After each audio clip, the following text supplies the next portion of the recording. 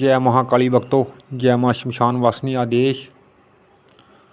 भक्तों, महाकाली पूजा और साधना मंत्र या ये बहुत ही कम लोगों को नसीब होता है, और जिन लोगों को नसीब होता है वो लोग बहुत ही ज़्यादा किस्मत वाले होते हैं।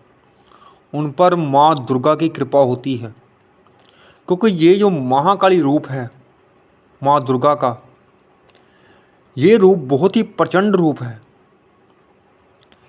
इनसे लोग डरते हैं, इनकी पूजा साधना मंत्र जाप करते वक्त डरते हैं, लोगों के अंदर भय पैदा होता है। एक बहुत लोग देखे हैं कि मैंने जो इनकी पूजा से डरते हैं, इनके मंत्रों से डरते हैं, इनकी पूजा से डरते हैं।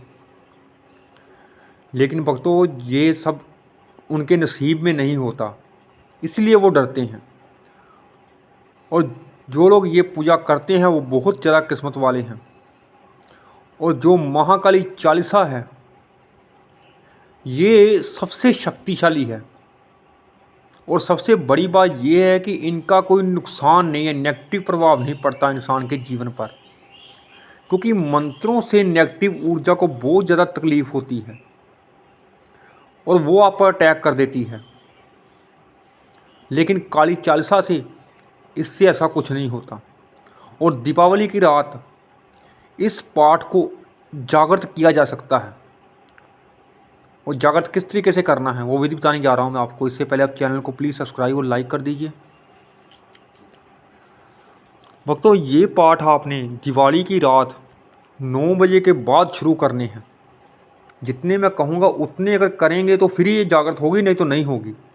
फ़ायदा आपको जरूर होगा इसका, क्योंकि महाकाली बहुत ज़्यादा प्रसन्न होती है उस दिन, जिस दिन दिवाली की रात जो भी आदमी उसकी पूजा भी कर लेता है, मंत्रों का जाप और चालीसा तो बहुत दूर की बात है। और ये चालीसा सिर्फ आपने काले आसन पर पढ़नी है, लाल आसन पर नहीं पढ़नी। काला आसन लेकर, काला सर पर कपड़ा रखकर और सरसों के तेल का दीपक जलाना है। इसमें आपने घी का दीपक नहीं जलाना। जो विधि बताने जा रहा हूँ मैं, इससे ही वो जागृत होती है, नहीं तो नहीं होती है जागृत। और महाकाली को भोग में आपने कुछ भी रख सकते हैं, कोई भी आप अपनी खुशी से जो भी भोग आप दें, क्योंकि आप चालीसा पढ़ने जा रहे हैं। चालीसा का मतलब होता है कि आप महाकाली की स्तुति करने जा रहे हैं, उसकी प्रसन्नता करने जा रहे हैं, प्रशंसा करने जा रहे हैं। इसलिए वो आप पर कभी भी क्रोधित नहीं हो सकती। और जो भी आप भोग देंगे अपनी खुशी से, अपनी इच्छा से, वो स्वीकार करेंगी। और एक आपने नारियल ले लेना है पानी वाला, उस पर आपने 11 रुपये बांध देने हैं।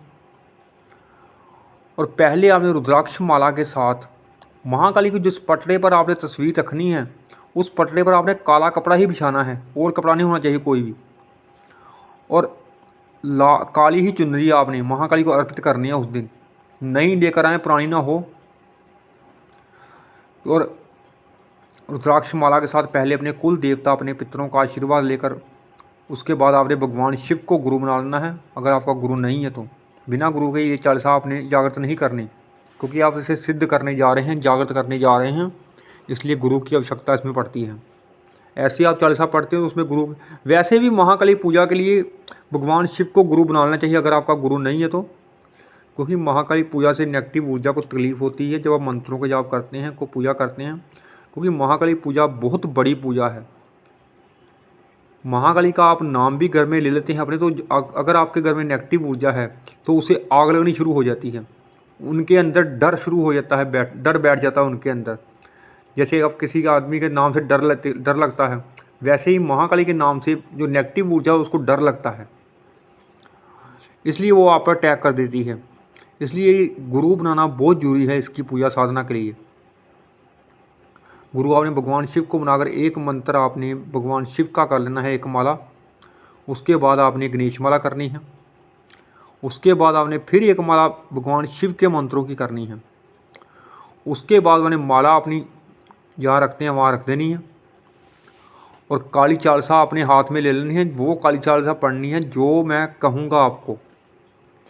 उसमें ये लाइनें दोहा पहले आएगा, जय काली कलमल हरण महिमा अगम पार, महेश मर्दनी काल का देहु अबे पार, अरिमदमान बिटावन हरि। ये लाइनें आएंगी पहले, क्योंकि चालीसा बहुत है, मुझे पता है।